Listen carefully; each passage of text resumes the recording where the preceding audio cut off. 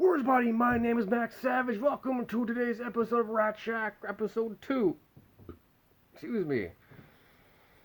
That was a mouthful. Let's dive into the episode, shall we?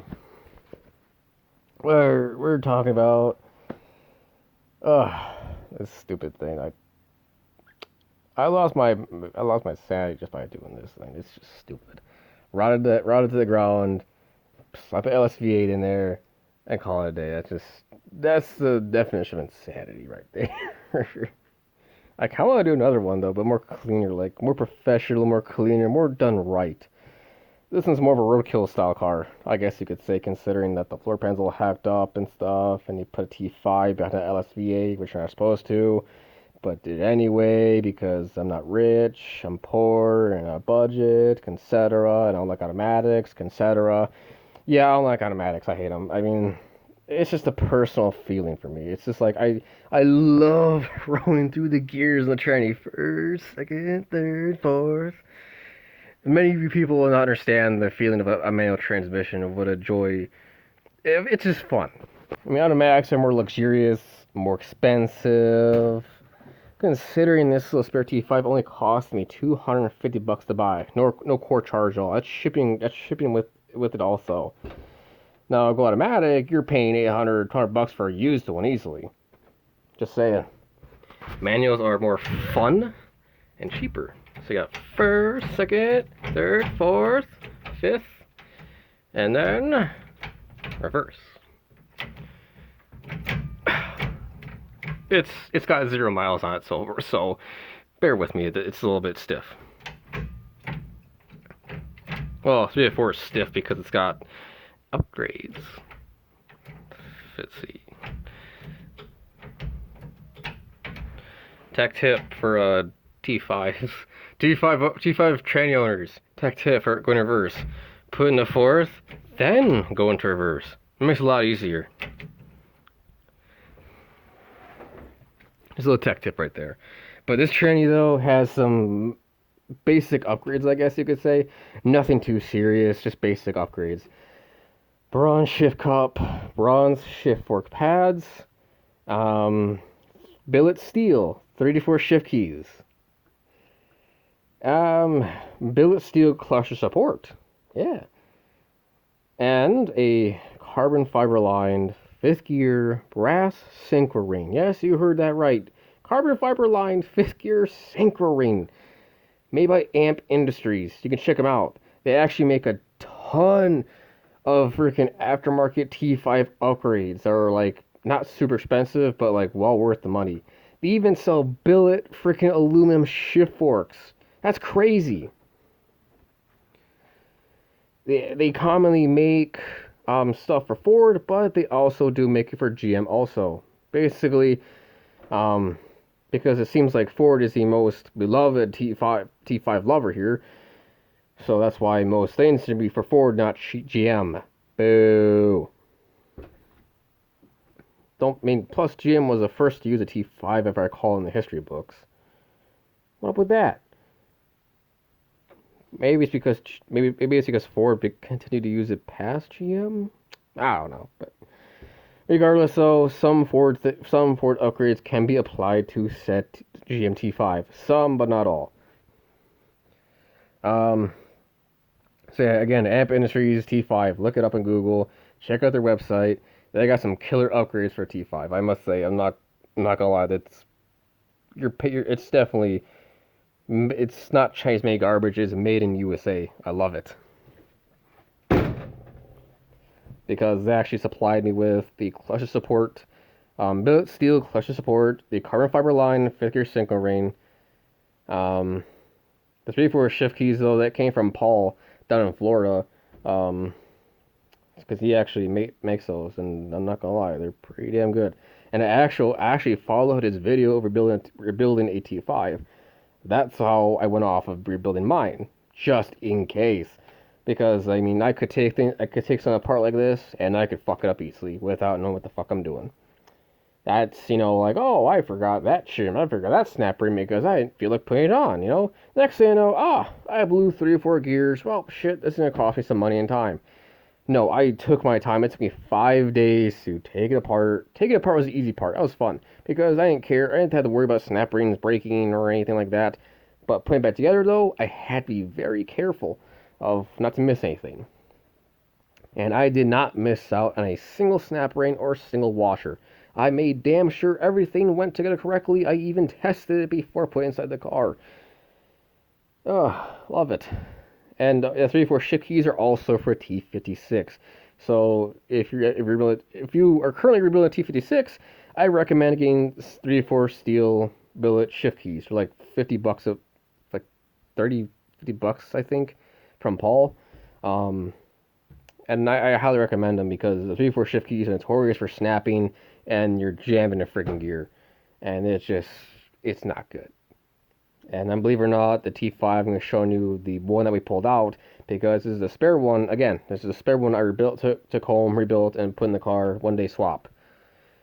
And I'm going to show you why I recommend the steel billet 3-4 shift keys because I found something pretty nasty when I was taking the broken one apart. And well, you'll see the carnage and whatnot and see what happened with 130 miles with a T5 and an LS, what the gears look like, what shift keys look like, how it feels, etc., what blew up, what not. So, we'll get that, here shortly.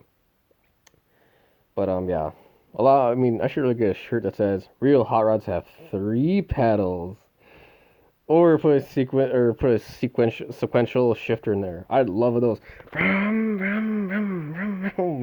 Just no clutch, just hammer away. Those are expensive though. Very expensive. That's why I stick to cheap options.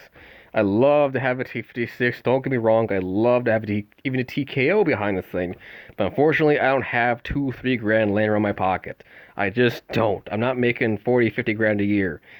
So this is what I got to work with. And not gonna lie, the T5 is actually a great option for daily driving if you're not a power shifting retard. I commonly shift around 3,500 RPM each gear. Not enough said right there. I mean, this is actually a 4-cylinder T5 behind a V8, which you're not supposed to do, but the gearing is so short, it's fun. I'm already in like second or third, like 40 miles per hour. It's pretty short gearing, but overall though, it's pretty awesome. But yeah, so. And also, today I swapped out the fuel iron from Chinese-made garbage to Air-Equip Earls. Focus on upgrading certain things like that, and the LS motor is very happy currently where it sits. Oil pressure is solid, wear and tear looks nominal, nothing concerning right now, so it's a happy LS motor. Happy. It's a happy motor. I bought this for $300 off Craigslist. An hour away from where I lived. Stole it. Because the dude had no idea what the fuck he was talking about. Like, oh, at AFM, it's a Gen 4, bro. Yeah, it's 6 misfire. I'm just like, yeah, I see the misfire. I see the problem. It's not... Actually, at that point in time, I didn't know jack shit about LS motors at all. I actually bought an LS motor unknowingly that day. I'm like, wait, this is an LS. Oh my god. I literally bought an LS motor unknowingly that day. I didn't know. I knew there's an LS motor, but I thought it was like only for Corvettes. I'm like, wait a minute. This is an LS motor. Except it's the truck variant, the garden variety. I'm like, wait, I bought a freaking 300 horsepower V8 unknowingly. Fuck yeah. That was my reaction, just fuck yeah. Then I started digging into the agnostics and whatnot, and camshaft checked out okay. Threw it in the car, cranked it over, cranking vacuum was solid. Fired up for the first time. It was running okay, but the injectors were kind of sticky and stuck, and after I revved it up a couple times, got gasoline run through it, it runs and purrs like a kitten. I love it. And it's got MSD high temp spark plug wires because I have racing headers on here. So, yeah. Pretty sick. And the only thing that's stopping me from test driving this car currently is that no shift knob. I do have a shift knob from the old shifter, but unfortunately, that thread size is smaller, and I need a bigger thread size because my 6-speed, yes, that's a company name, 6-speed shift knob, which I love, by the way, is basically as a giant thread that is for smaller threads. So I had to buy a kit from 6-speed for adapters for multiple thread sizes. So that should be coming sometime next week, and I could put in the shift knob and actually go for a test drive, which I really want to test drive this tranny because I want to know if it'll live or die or grind. It better not grind. I swear to God, if it grinds, I'm gonna cry. But then again, though, that's probably the first couple of miles because this tranny has originally had over 200 miles. Originally, well, the gears have 200,000 miles on them, but now it's back to 0. Well, the gears, gears last forever for all I fucking care, no. But anyway, yeah, that's the story behind that. Bed of parts. Now we're gonna look at the carnage of the old tranny. Speaking gibberish. But here's the carnage of the old tranny. This is the tranny we pulled last weekend. I popped the tail shaft off, and my guess was right. Let's say no, it's the broken T5, broken tranny pulled because it has this useless stud. I mean useless because the hydraulic throw bearing does not hook onto that for jack shit. We have like 14 or 15 shims. Let alone freaking all that. Literally, you take all the shims provided from the kit originally, it will literally just not hook up on this at all. This is a little crap. I mean, I could extend it, but I really don't need it on this thing. It isn't yank on the lines at all. It just chills like a villain, which is okay. I'm gonna fuck with it then. Anyway, here's the 5th gear, and I had to take 2 hours to search for this gear set on eBay.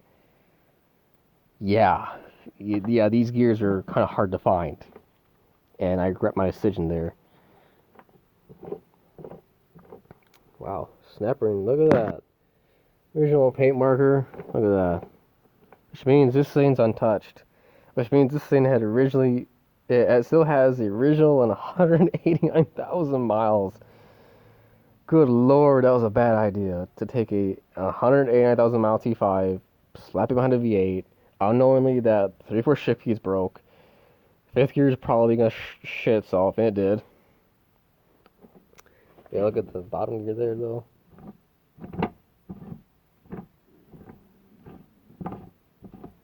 Yeah, it's bad. So basically, if you're wondering what the binding was, it was basically these guys getting inside between the gears and jamming it. Quite literally. So we're going to open the top cover here. I'm going to show you guys what I mean by getting steel billet 3/4 shift keys. Because any upgrade for a tranny, whether it's going from plastic shift fork pads to bronze shift fork pads, just do it. Because if you're there, do it. Because when I rebuild engines and shit, I think to myself, well, I'm going to put a bigger camshaft in, ARP bolts, because the stock gym garbage is one-time use. If I can get it. Wait, am I missing a bolt? I did forget a bolt. I forgot a bolt. Bolts and hose. Step Brothers. God, I love that movie.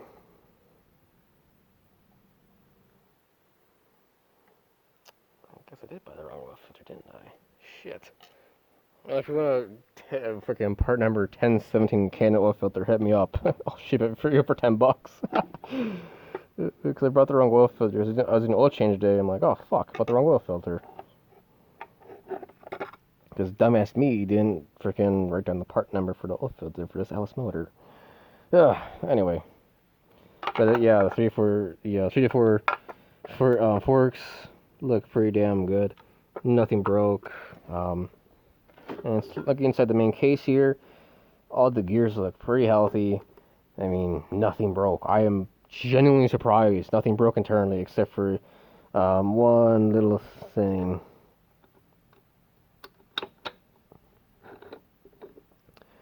Wait, what the fuck?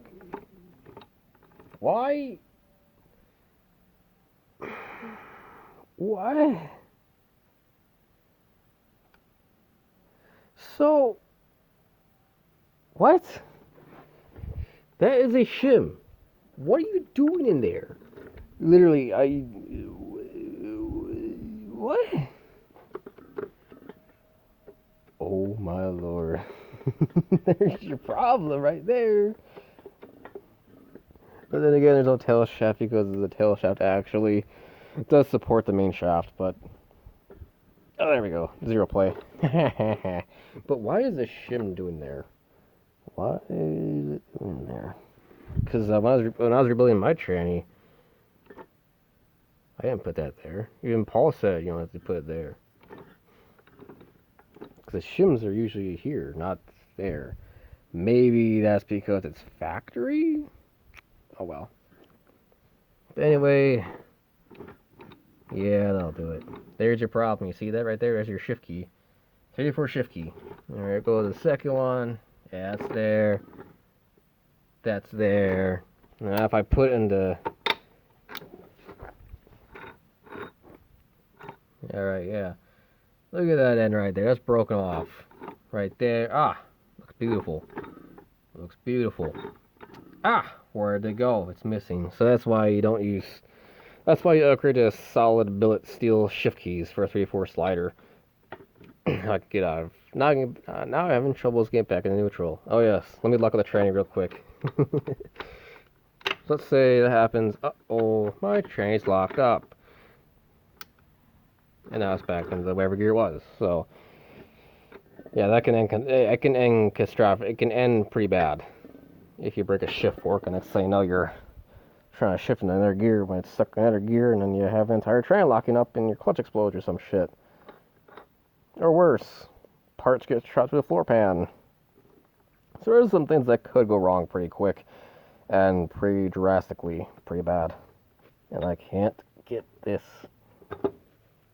back. I can't get back. Play sad music now. Okay, I'll have to fuck with that later. But anyway, yeah, that's pretty much what happened to the old tranny. The reason why third gear was grinding is because the shift key was broken. That's why I was grinding. Fifth gear blew. That's why trying to put in the fifth on the road it sounded so horrible. It just blew fifth gear. So yeah, but overall though, the main case gears look. Oh, don't worry, this is gonna get cleaned up and taken apart and rebuilt. I mean, this is definitely savable. All the gears look pretty healthy. I mean, no chipped teeth or anything. I mean, I'd run this again. I mean, now that I know like how it comes apart and whatnot, I'd happily rebuild it again. I would happily rebuild another T5 any day. So, but maybe this time around I'll take this tranny, put stronger gears in, probably put a taller gear set in, because the gears are so short in this thing, it's not funny. It really is designed for a 4-cylinder, not a V8, because, well, it's awesome. I mean, not gonna lie, you go pretty damn quick with this tranny behind a LS V8. You're so damn quick, you're boom, boom, boom, boom, for the gears, and your speeds are rising as fast as hell. But it would not hurt to put in a taller gear set though. So maybe one day I'll invest in some G-force gears and actually have, you know, a taller gear set and stronger gears so I can actually hammer the shit out of it. But pretty much that's what happened here.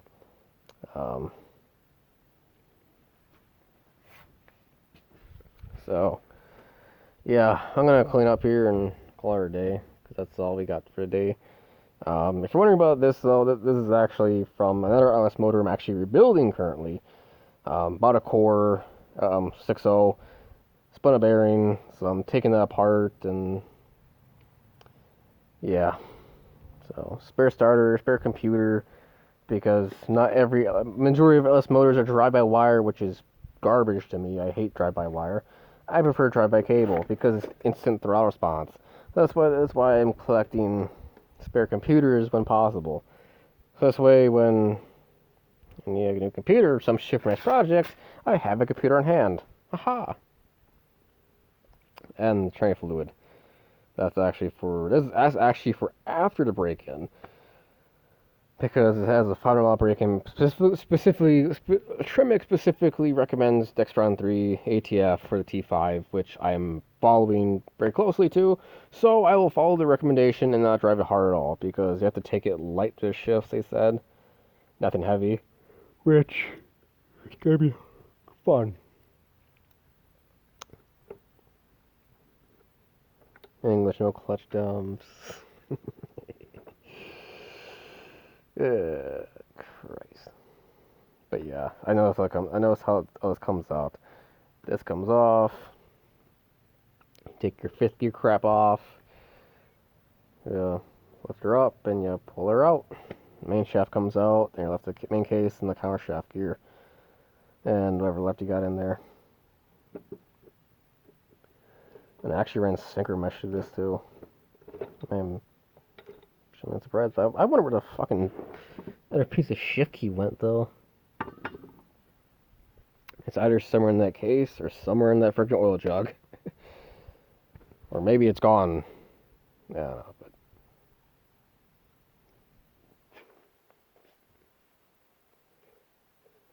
man, that would be a good time to actually check this if the pilot bearing's rubbing against it. Because this has an LS7 pilot bearing in it. And I think it can't fly. But yeah. I'm tired. Go get something to eat. But I think that'd be this for this video, guys. Thank you for joining me. I'll see you guys next video. Peace.